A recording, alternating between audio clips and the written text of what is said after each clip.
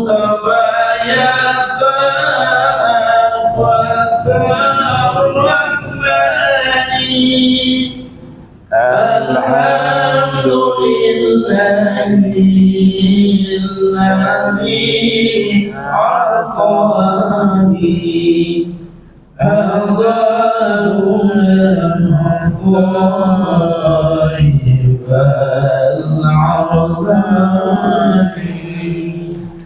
اللهم صل وسلم وبارك عليه وعلى آله. فاتح إلى سيدنا وحبيبنا شفينا رسول الله محمد بن عبد الله وعلى آله وأصحابه وأزواجه وذريته وأهل بيته أجمعين، خصوصا إلى روح سيدنا أحمد بن عيسى المعالي الفقيه المقدم محمد بن علي وعلي وجميع سادة علي وعلي رسول فروعهم، وإلى حضرة النبي الفاتحة. أعوذ بالله من الشيطان الرجيم. بسم الله الرحمن الرحيم. الحمد لله رب العالمين الرحمن الرحيم مالك يوم الدين. إياك نعبد وإياك نستعين. اهدنا الصراط المستقيم صراط الذين أنعمت عليهم غير المغضوب عليهم ولا الضالين. السلام عليكم ورحمة الله وبركاته. الحمد لله على فضله وإحسانه، جعل في قصصهم الأولين عبرة لأولي الأبصار. وأشهد أن لا إله إلا الله الواحد القهار، وأشهد أن سيدنا محمدا عبده ورسوله المصطفى المختار، وصلى الله عليه وعلى آله وأصحابه المهاجرين منهم والأنصار. أما بعد، سبحانك لا علم لنا إلا ما علمتنا إنك أنت العليم الحكيم. ربي اشرح لي صدري ويسر لي أمري واحلل عقدة من لساني يفقهوا قولي وسدد لساني واهدي قلبي بحق سيدنا محمد صلى الله عليه وآله وبارك وسلم. يا من هو في علوه كائن، يا من هو في الحميد، يا من هو في مجيبة. اللهم أكرمنا بنور الفهم وأخرجنا من ظلمات الوهم وارزقنا فهم النبيين وحفظ المرسلين وإلهام ملائكة المقربين. ربنا زدنا علما وفهما وعقلا يا أكرم الأكرمين بحق سيدنا محمد خاتم الأنبياء والمرسلين يا رحمن يا رحيم. وصلى الله على سيدنا محمد وعلى آله وصحبه وبارك وسلم والحمد لله رب العالمين. Alhamdulillah, puji syukur kehadirat Allah, salawat salam kepada Nabi Muhammad sallallahu alaihi wasallam serta keluarga beliau, sahabat beliau dan umat beliau yang senantiasa melaksanakan ajaran beliau hingga akhir masa nanti. Dan saya muliakan, saya hormati seluruh imam masjid, imam bonjol, pengurus, muadzin, dan hadirin hadirat yang insyaallah dirahmati Allah Subhanahu wa taala. Ad-darsu tsani ajyalun nas. Sampai pada pembahasan ajyalun nas, artinya adalah generasi-generasi manusia. Ajyal bentuk jamak, bentuk tunggalnya adalah jilun. Dalam bahasa Arab artinya generasi. Jilun bentuk tunggal, ajyal bentuk jamak. An-nas ditinjau dari sisi sosiologis, yaitu manusia ditinjau dari sisi sosiologis atau dari sisi sosial. Biasa menggunakan kata an-nas, artinya manusia yang ditinjau dari sisi sosial. Kita umat Islam memiliki keyakinan bahwa kita semua berasal dari satu manusia, yaitu yang kita yakini sebagai seorang nabi. Nabi Adam alaihi salam.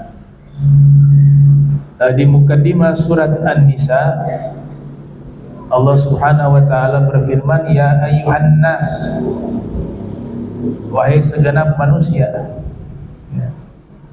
ittaqu rabbakumul ladzi khalaqakum min nafsi wahidah. Bertakwalah kepada pencipta kalian yang telah menciptakan kalian dari satu jiwa. Jadi kita ini diciptakan atau berasal dari satu jiwa. Satu jiwa ini ditafsirkan oleh para ahli tafsir, di antaranya Al-Imam Abu Ja'far Muhammad ibn Jarir At-Tabari yang lahir pada tahun 224 Hijriah, wafat 310 Hijriah. Yang dimaksud satu jiwa di sini adalah Nabi Adam. Jadi kita semua manusia berasal dari Nabi Adam. Kemudian Allah Ta'ala lanjutkan, wa khalaqa minha zawjaha wa batha minhuma rijalan katsira wa nisa. Yang artinya dari jiwa tersebut, ya, dari satu jiwa tersebut Allah ciptakan istrinya. Nah, ini berarti istrinya Nabi Adam diciptakan dari satu jiwa yang sama. Adapun masalah dari tulang rusuk pernah kami jelaskan bahwa ulama berbeda pendapat. Bahwasanya semua manusia itu diciptakan dari tanah, dan ada para nabi, khususnya Nabi kita Muhammad SAW, diciptakan dari unsur cahaya. Adapun Siti Hawa yang disebut di dalam kitab-kitab tafsir itu adalah istrinya Nabi Adam yang diciptakan juga dari unsur yang sama. Kalau tulang rusuk, para ahli hadis mengatakan itu bahasa kiasan.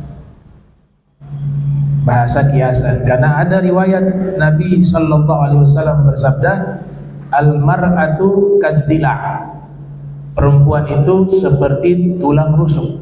Kata seperti ini menunjukkan perumpamaan, bukan sesuatu yang hakiki. Walaupun juga ada yang mengimani, meyakini secara teks bahwa wanita diciptakan dari tulang rusuk Nabi Adam. Dan ada yang mengkritik juga, kalau Siti Hawa diciptakan dari tulang rusuk Nabi Adam, berarti ketika Nabi Adam menikah dengan Siti Hawa, itu menikah dengan dirinya sendiri, karena diciptakan dari bagiannya tulang rusuk. Nah, sehingga ulama di sini ada yang berbeda pendapat, mengatakan tulang rusuk dalam riwayat itu perumpamaan, majas. Baik.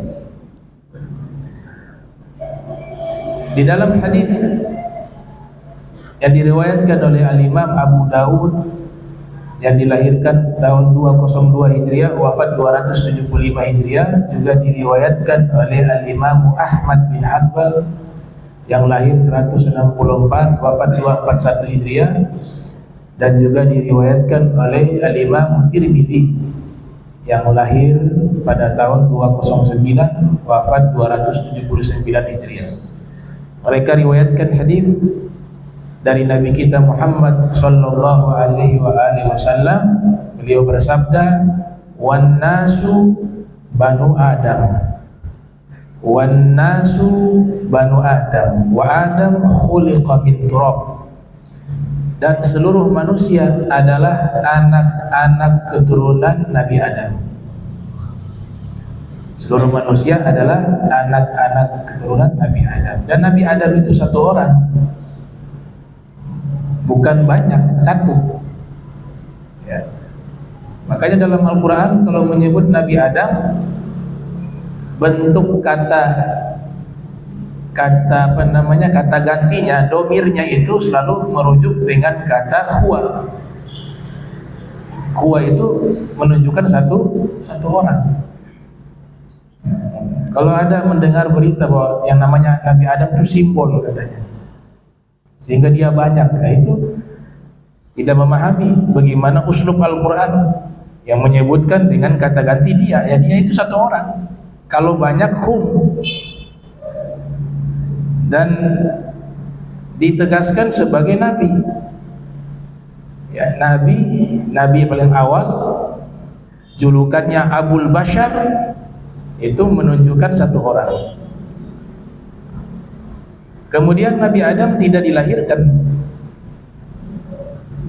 diciptakan paling awal dari tidak ada, diadakan oleh Allah. Tidak ada ayah, tidak ada ibu. Itu awal. Makanya disebut manusia pertama. Disebut juga Abul Bashar. Gitu.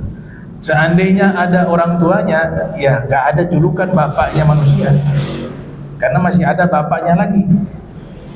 Ini entah dari mana pemikiran-pemikiran baru ini dimunculkan. Nah, jadi Nabi tegaskan bahwa wan nasu banu Adam, seluruh manusia adalah anak-anak keturunan Nabi Adam. Wa Adam khuliqa min turab, dan Nabi Adam diciptakan dari tanah. Nah, kata an-nas tadi menunjukkan bahwa manusia ini adalah makhluk sosial. Karena tinjauannya dari sudut bahasa, an-nas itu adalah manusia dari sudut pandang sosiologis. An-nas. Ya, sehingga ada teori filosof terkenal, ya, Aristoteles. Dia menyebutkan manusia itu zon politikon, makhluk zon politikon. Apa itu zon politikon? Bahwa manusia adalah makhluk yang memiliki jiwa sosial dan harus hidup dengan bermasyarakat. Itu disebut zon politikon. Makanya Allah Ta'ala menyebut di surat Al-Hujarat, ya ayyuhan nas inna khalaqnakum min dzakari wa untha wa ja'alnakum syu'uban wa qabaila lita'arrafu inna akramakum 'indallahi atqakum innallaha 'alimun khabir.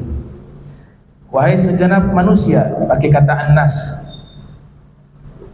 sesungguhnya kami ciptakan kalian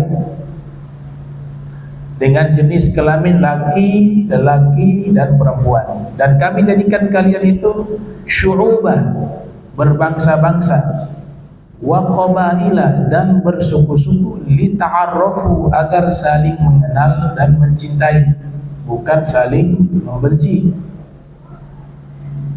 Sesungguhnya yang paling mulia di sisi Allah di antara kalian adalah yang paling bertakwa. Sesungguhnya Allah Maha mengetahui lagi Maha mengabarkan. Nah, jadi memang sudah Allah putuskan bahwa manusia ini harus berbeda, gak bisa sama. Bangsanya berbeda, sukunya berbeda. Perbedaan itu bukan dijadikan sebagai halangan untuk saling mencintai, tapi justru sebaliknya, perbedaan itu adalah untuk membuat kita saling mencintai, saling menghormati, saling menghargai. Makanya ada kata lita'arrafu, lam kai lita'lim, agar kalian bisa saling mengenal. Nah, jadi manusia, ya, kita bicara generasi manusia. Generasi manusia yang pertama Nabi Adam alaihissalam dengan istri beliau yaitu Siti Hawa. Menikah mereka, punya keturunan, punya anak keturunan, punya regenerasi. Al-Hafiz Ibnu Katsir yang lahir tahun 701 Hijriah, wafat 774 Hijriah, di dalam kitab beliau Qisasul Anbiya atau Qasasul Anbiya, itu menyebutkan di saat Nabi Adam masih hidup, beliau menyaksikan anak turunannya berjumlah 14.000 orang. Ya, 400.000 orang, mohon maaf. 400.000 orang. Karena umurnya kan panjang. Sehingga bisa menyaksikan itu anaknya, cucunya, cicitnya itu. Kesemuanya itu jumlahnya 400.000 orang. Dan setiap kali Siti Hawa melahirkan, anaknya itu kembar. Melahirkan kembar tuh terus. Yang tidak kembar terlahir secara tunggal itu adalah Nabi Sis alaihissalam. Nah, kata ulama, dari situlah nanti jalur nasabnya Nabi Muhammad SAW. Kenapa harus tunggal? Ya karena kemuliaan Nabi harus tunggal, gak bisa ada tandingannya. Maka terlahir secara tunggal Nabi Allah Sis alaihissalam, sebagaimana yang dijelaskan oleh Imam Siristani di dalam kitab Al-Milal wal Nihal. Nah, jadi ini manusia generasi pertama, ya. Nabi Adam, Siti Hawa, keturunan-keturunannya nanti tersebar terus setelah itu, menyebar mereka sampai kemana? Sampai ke Palestina. 40 tahun setelah membangun Masjidil Haram, setelahnya itu mereka membangun masjid di Baitul Maqdis itu, dibangun di tanah suci tersebut. Maka pernah Nabi ditanya oleh sahabat Sayyidina Abu Dzar Al-Ghifari, berapa jarak pembangunan Al-Masjidil Haram dengan Masjidil Aqsa? Kata Nabi, arba'una atau arba'ina sana, atau kama qala Rasulullah SAW, 40 tahun. Ini juga diriwayatkan oleh Al-Hafiz Ibn Hajar Al-Asqalani yang dilahirkan 773 Hijriah, wafat 852 Hijriah. Ini generasi pertama manusia yang hidup di muka bumi sebagai khalifah fil ard. Inni ja'ilun fil ardi khalifah, yang mengelola, yang memimpin, yang mengurus bumi. Allah bebankan ini kepada manusia.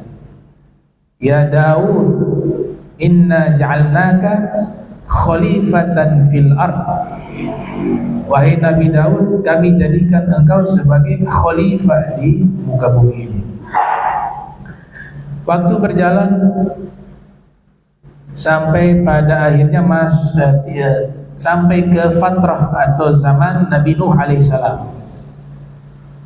Nah, di masa Nabi Nuh alaihissalam terjadi bencana alam yang maha dahsyat, banjir, sehingga seluruh manusia yang pada waktu itu hidup di muka bumi ini semuanya mati tenggelam, tidak ada yang hidup terkecuali yang berada di atas kapal Nabi Nuh alaihissalam. Mereka saja yang selamat pada waktu itu, mereka saja yang selamat.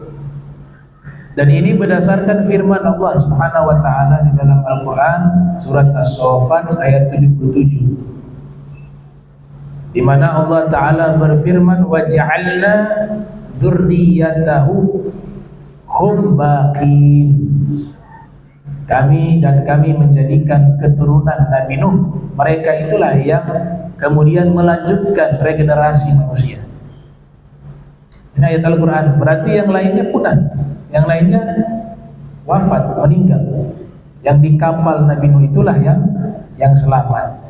Kemudian yang hidup di atas kapal Nabi Nuh itu tidak semua juga memiliki keturunan. Jadi yang melanjutkan keturunan manusia atau regenerasi manusia itu 3 orang anak dari Nabi Nuh alaihissalam. Sebagaimana yang Nabi sendiri menafsirkan ayat tersebut.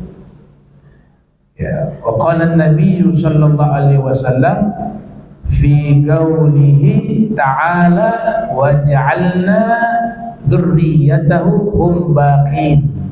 Nabi bersabda, mengomentari, menafsirkan firman Allah Ta'ala, dan kami menjadikan keturunan Nabi Nuh, mereka itulah yang melanjutkan regenerasi manusia. Kemudian Rasul menafsirkan, mereka di situ adalah Sam, Ham, Yafeth. Ketiga-tiga ini adalah putra Nabi Nuh alaihissalam. Ini diriwayatkan oleh Imam Al-Mu'arrikh Ibnul Athir yang lahir tahun 555 Hijriah dan wafat pada tahun 630 Hijriah. Di dalam kitab sejarah yang sangat terkenal karangan beliau berjudul Al-Kamil fi Tarikh, Wahab bin Munabbih melanjutkan penjelasannya, keterangannya bahwa dari Sam bin Nuh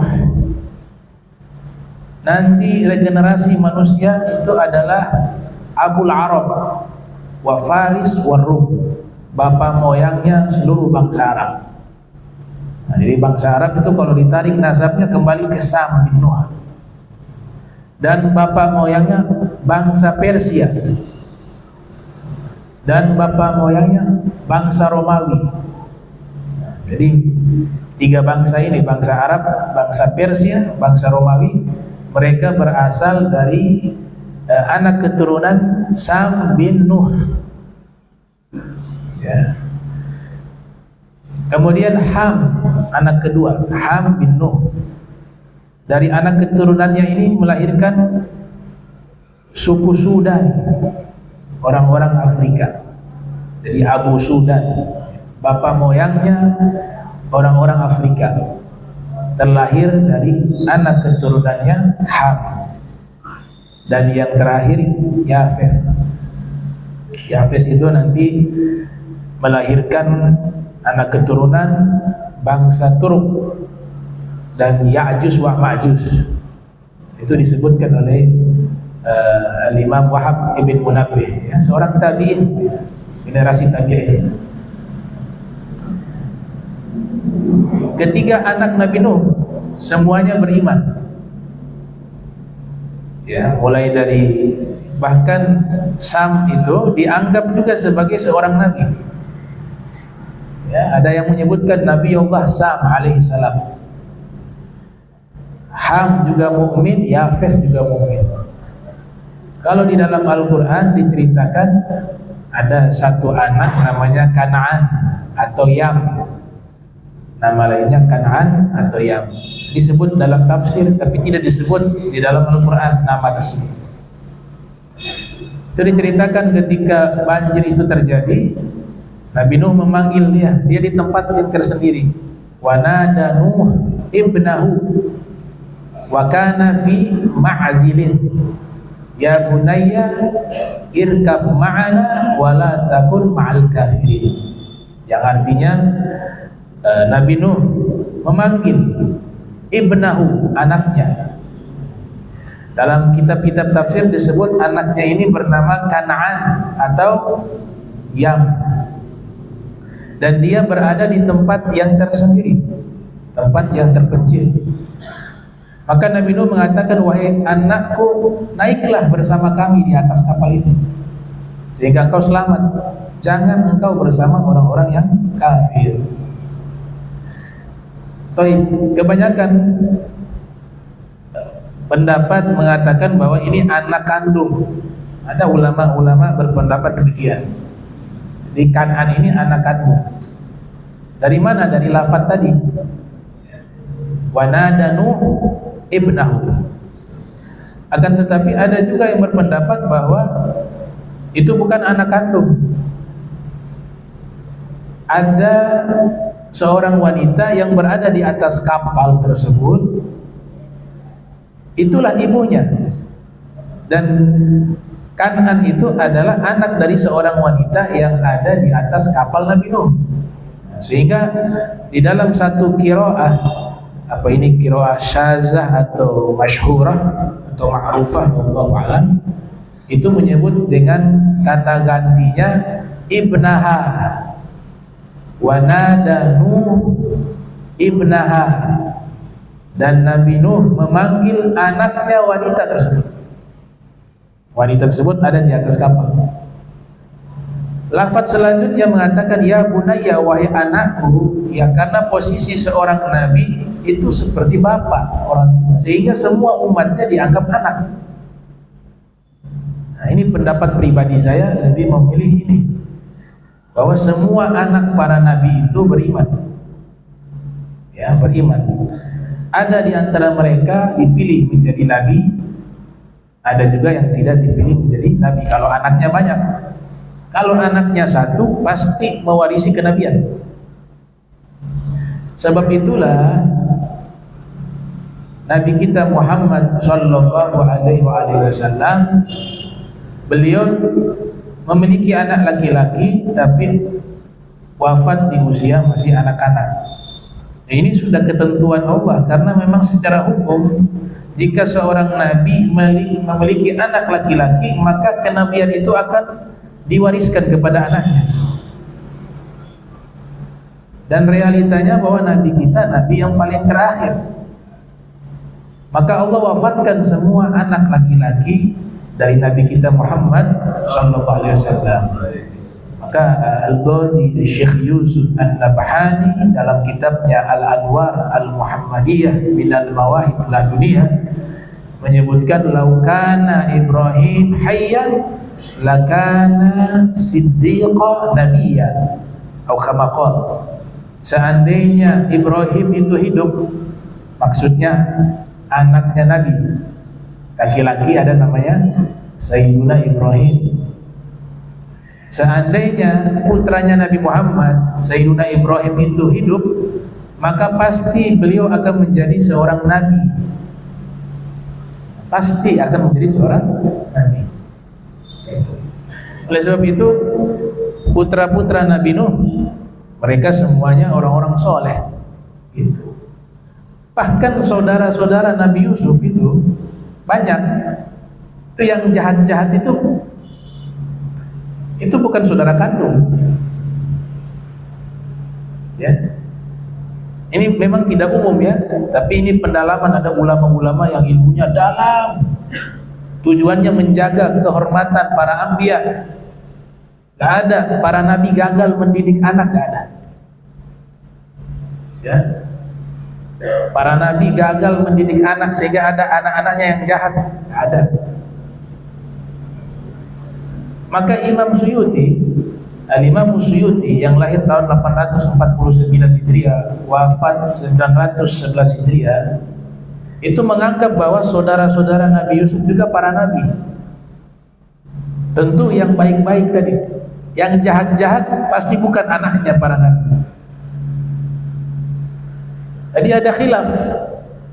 Ada yang mengatakan saudara-saudara Nabi Yusuf bukan nabi, bukan para nabi. Tapi ada juga pendapat bahwa saudara-saudara Nabi Yusuf itu para nabi.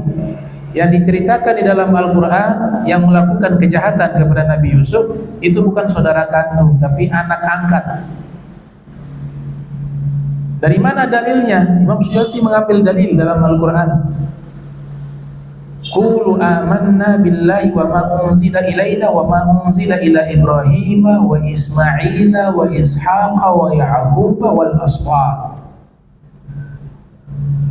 Katakanlah kami beriman kepada Allah yang telah menurunkan kitab suci kepada kami, dan telah diturunkan juga kitab suci tersebut atau suhuf-suhuf mulia itu kepada Nabi Ibrahim, Nabi Ismail, Nabi Ishaq, dan Nabi Ya'qub dan anak-anak turunannya. Coba lihat, disebutkan berurutan semuanya nabi. Telah diturunkan kepada Nabi Ibrahim, nabi. Telah diturunkan ini wahyu kepada Nabi Allah Ismail, nabi. Kepada Nabi Allah Ishaq, nabi. Dan kepada Nabi Allah Ya'qub. Nabi Ya'qub itulah orang tua Nabi Yusuf, dan anak keturunannya Nabi Ya'qub. Kalau atof diambil paling terdekat itu lebih kuat pendapat para ahli nahwu. Kalaupun diambil atof yang paling jauh, maka berurutan dengan para nabi. Maka dari situlah kesimpulan menurut Imam Suyuti itu bahwa saudara-saudaranya Nabi Yusuf itu juga adalah para nabi. Beliau tulis dalam satu kitab berjudul Daf'ut Ta'assuf an Ikhwa Yusuf. Tulis kitab tersebut. Baik.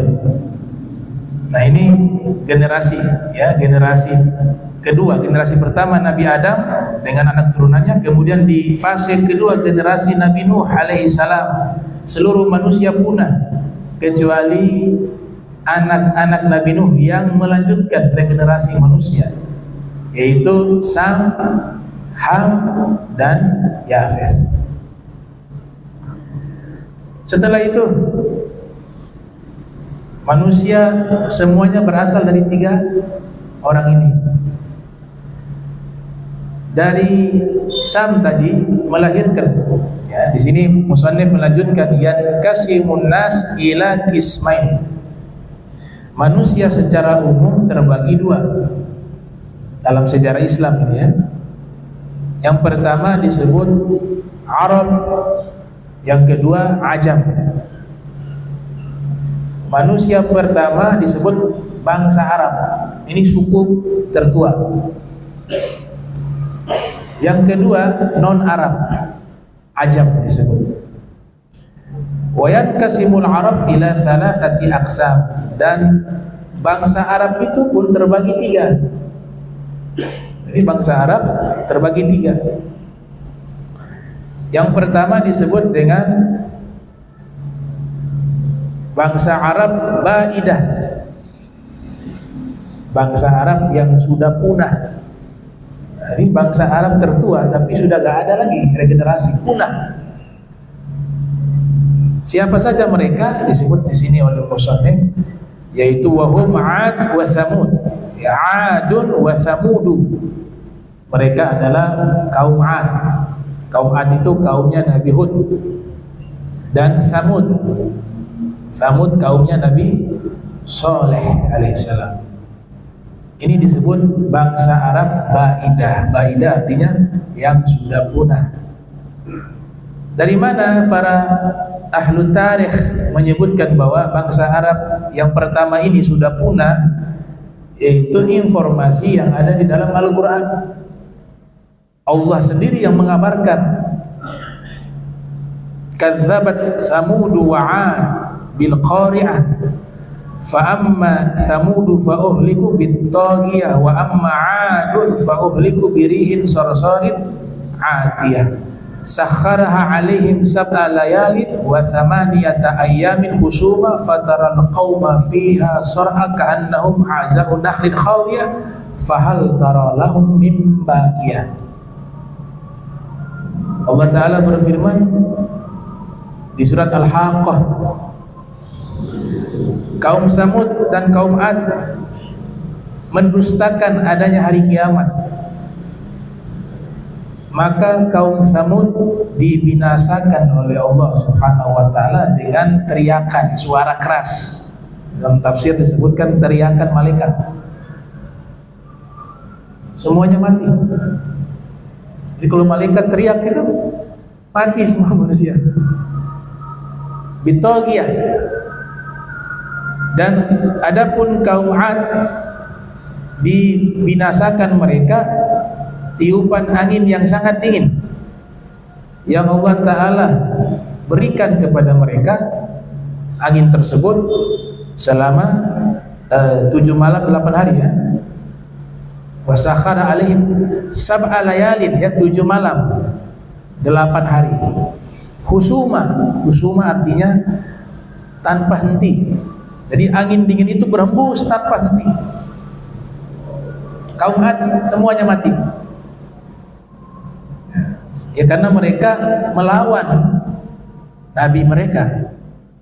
Allah sudah mengutus nabi-nabi kepada mereka, Nabi Hud, Nabi Saleh, tapi mereka melawan, akhirnya diberikan azab. Dan mereka mati bagaikan ya terkapar mereka. Seperti batang pohon korma yang lapuk, kata Allah Ta'ala. Kemudian ditutup dengan fahal tara lahum min baqiyah. Apakah kalian melihat masih ada regenerasi mereka? Nah, ini informasi bahwa Allah Ta'ala mengatakan sudah gak ada mereka, punah. Maka disebut dengan bangsa Arab Baidah. Kemudian yang kedua disebut dengan bangsa Arab Aribah. Ya, bangsa Arab Aribah. Siapa mereka? Mereka adalah Qabail Qahtan. Qabail Qahtan, suku-suku Qahtan. Qahtan ini anak dari Nabi Hud. Ada beberapa pendapat ya, tidak diingkari. Tapi ada pendapat mengatakan bahwa Qahtan ini adalah putranya Nabi Hud. Nanti dia punya anak laki-laki namanya Ya'arub. Ya'arub inilah nanti melahirkan regenerasi bangsa Arab. Disebut bangsa Arab Aribah, bangsa Arab yang asli. Ya'arub bin Qahtan, Qahtan bin Hud, Hud bin Shalih. Terus nasabnya sampai kepada Sayyidina Sam bin Nuh alaihissalam. Di mana mereka tinggal, tempat lain masih belum ada penduduk zaman itu. Ini ceritanya jauh sebelum para nabi, jauh sebelum Nabi Musa, jauh sebelum Nabi Isa, jauh sebelum Nabi Muhammad SAW. Itu Makkah, Madinah belum ada penduduk, belum ada yang menghuni tempat tersebut. Begitu juga di wilayah-wilayah lain itu masih belum ada penduduk. Karena bangsa Arab Qahtan itu orang Arab yang ada namanya bangsa Arab Qahtaniyah itu mukimnya di Yaman. Dari mereka ini nanti punya keturunan namanya Banu Jurhum. Jadi tersebar, ada yang hijrah sampai ke Syam, ada yang hijrah sampai ke tanah suci Makkah, ada yang hijrah sampai ke wilayah ya, Palestina, Lebanon, Jordan dan sekitarnya. Nah, mereka inilah nanti yang menyebar di wilayah-wilayah tersebut. Semua anak turunan bangsa Arab dari sini, Qahtan. Ya. Banu Jurhum ini yang dari Yaman. Nah, mereka juga pergi kemana? Ke Makkah. Ya, singkat cerita kan di situ sudah muncul air Zam-Zam. Berarti di zaman Nabi Ibrahim alaihissalam. Siti Hajar dengan Nabi Allah Ismail ya, diperintahkan oleh Allah untuk ditempatkan di tempat tersebut. Itu kota Makkah, tapi belum ada penduduk. Allah keluarkan air Zam-Zam. Banu Jurhum ini pedagang, kemana-mana keliling dagang. Lewatlah di tempat tersebut, dilihat ada burung di atas itu berkumpul. Berarti itu indikator bahwa di bawahnya ada air. Mereka butuh air. Sampailah ke tempat tersebut, mereka dapati ada seorang bayi, yaitu Nabi Ismail, dan juga seorang wanita, yaitu Siti Hajar. Mereka minta izin, minta air, karena dianggap ini pemiliknya. Yang menemukan dan penghuni waktu itu hanya ada Nabi Ismail sama Siti Hajar. Maka Banu Jurhum pun akhirnya memutuskan tinggal di tempat tersebut. Kemudian anak perempuan mereka nanti dinikahkan dengan Nabi Allah Ismail alaihissalam. Turunan Nabi Ismail inilah nikah antara Nabi Ismail dengan seorang wanita dari Bani Jurhum. Lahirlah bangsa Arab yang diistilahkan oleh ahlu tarikh, yaitu bangsa Arab Musta'ribah. Yang ketiga, Musta'ribah.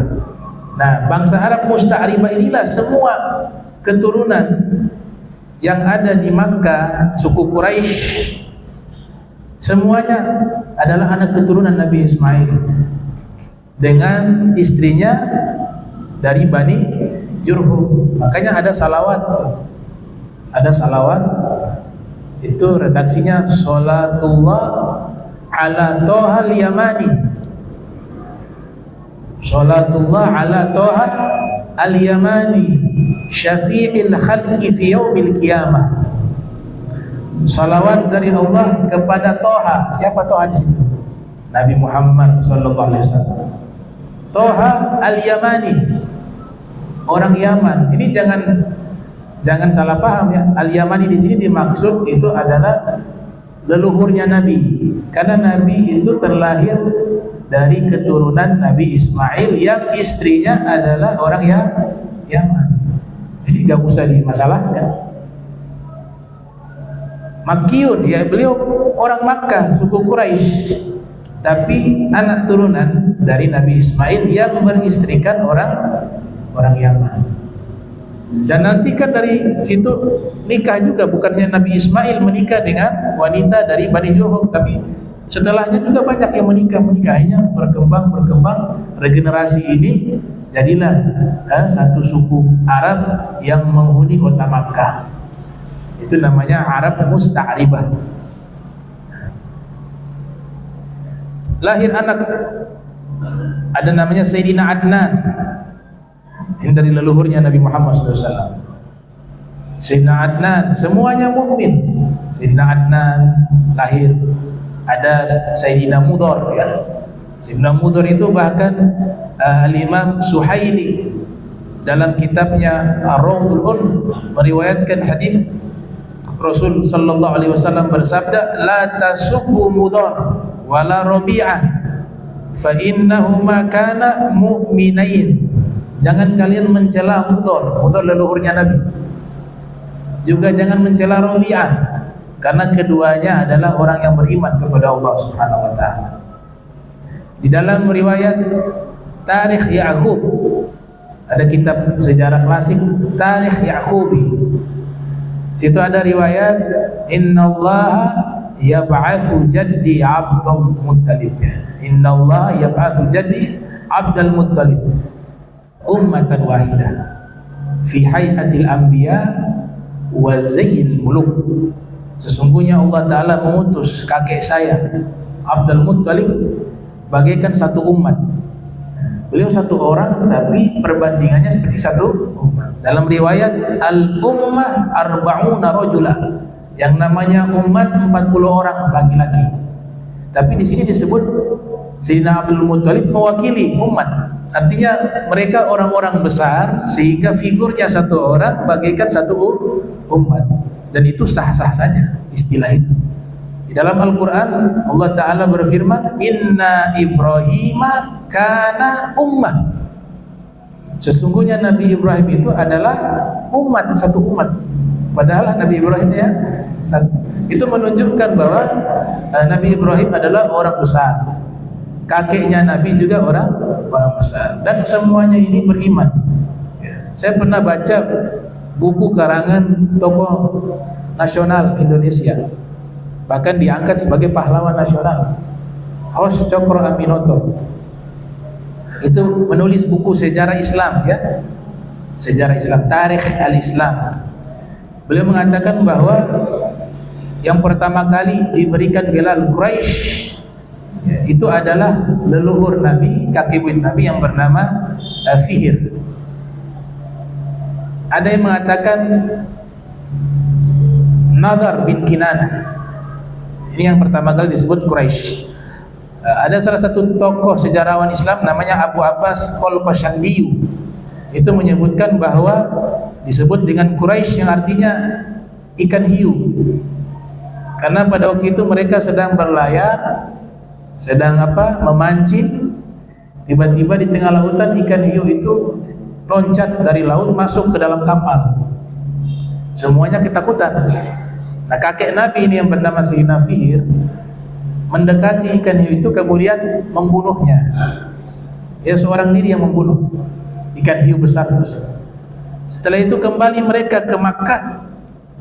Beliau membawa itu ikan hiu masuk ke kota Makkah. Bahasa Arab ikan hiu itu Quraisy. Quraisy itu bahasa Arab, bahasa Indonesianya artinya ikan hiu. Akhirnya diberikan gelar Quraisy kepada beliau, dan dari lahir dari beliau ini regenerasi berikut mereka sebut dengan suku Quraisy. Itu kata Hos Cokro Aminoto. Di dalam buku sejarahnya juga Abu Abbas Al-Qalqashandiyu. Dalam hadis riwayat Muslim, Imam Muslim yang lahir tahun 204 wafat 261 Hijriah, Rasulullah sallallahu alaihi wasallam bersabda, "Inna Allah astafa Kinana min waladi Ismaila." Sesungguhnya Allah memilih Kinana terlahir dari anaknya Nabi Ismail. Wastafa Quraisyan min Kinana, dan Allah memilih suku Quraisy berasal dari Kinana. Wastafa min Quraisyin Bani Hashim. Kemudian Allah seleksi lagi, ya, dari Quraisy ini dipilih Bani Hashim. Ya, kan banyak nih, Bani ini banyak, dipilih Bani Hashim yang terbaik. Wastofani min Bani Hashim. Kemudian Nabi mengatakan Allah memilih saya terlahir dari Bani Hashim. Ini asalnya dari Sayyidina Adnan yang nanti sampai kepada Nabi Allah Ismail alaihissalam. Host Cokroaminoto mengatakan bahwa di antara leluhur Nabi sallallahu alaihi wasallam ini semuanya beriman. Antum kalau mau baca sejarah leluhur Nabi itu sudah ditulis oleh para ulama. Sayyid Umar bin Alwi Al-Kaf itu menulis satu kitab khusus membahas biografi leluhur-leluhurnya Nabi Muhammad sallallahu alaihi wasallam berjudul As-Sarhul Mumarrad wal Fakhrul Mu'abbad li Abai Sayyidina Muhammad. Itu dibahas satu persatu. Nah, di antara leluhur Nabi yang istimewa, ya semuanya istimewa, tapi ada yang sangat ibarat kata revolusioner. Kata host Cokroaminoto, namanya Sayyidina Qusay. Beliau ini sebagai raja. Beliau orang pertama yang membuat sistem pemerintahan di kota Makkah. Beliau yang mengatur bagaimana mengelola ekonomi, perdagangan. Kemudian penduduk Makkah diberikan semacam perumahan-perumahan khusus pada waktu itu. Kemudian didirikan lembaga-lembaga sosial, Ar-Rifadah, yang mengurusi tentang bantuan-bantuan makanan, harta kepada kaum fuqara wal masakin, dan juga makanan yang diberikan kepada tetamu-tetamu yang datang untuk ibadah di tanah suci. Kemudian beliau yang membangun Darun Nadwah, tempat musyawarah, Darun Nadwah, As-Siqayah yang mengurus air Zam-Zam, semuanya diatur oleh Sayyidina Qusay. Ini luar biasa nih zaman itu. Manajemennya luar biasa, pemerintahannya luar biasa, Sayyidina Qusay. Sehingga ketika beliau meninggal, momentum wafatnya beliau dijadikan nama tahun. Karena tradisi bangsa Arab itu waktu itu tahun belum ada nama, ya. Mereka jadikan nama tahun itu sesuai peristiwa yang dianggap sangat penting dan bersejarah. Maka dijadikan nama tahun. Sebagaimana Nabi kita Muhammad SAW dilahirkan di tahun gajah. Ya, karena itu peristiwa penting pada waktu itu. Nah, sebelumnya dinamakan tahun wafatnya Sayyidina Qusay. Saking dihormati, dimuliakan leluhur Nabi sallallahu alaihi wasallam yang bernama Qusay. Qusay artinya jauh karena sering melakukan perdagangan ke tempat-tempat yang sangat jauh sehingga diberikan gelar Sayyidina Qusay. Nah, ini nanti kita bahas secara spesifik bangsa Arab Musta'ribah yang dari situ nanti akan dibahas, ya, korelasi dengan Nabi kita Muhammad sallallahu alaihi wasallam. Allahumma ja'al jam'ana hadha jam'an marhuma wa tafarraqna min ba'dihi tafarruqan ma'suma wa la tajal minna wa la minna shakila mahruma. Subhanaka bihamdika astaghfiruka wa atubu ilaik. Wa sallallahu alaihi Muhammad wa ala alihi wa sahbihi wa baraka wasallam wa lakum minkum. Wassalamu alaikum warahmatullahi wabarakatuh.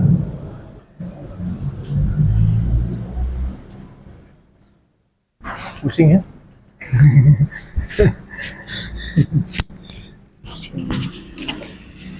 Bagi yang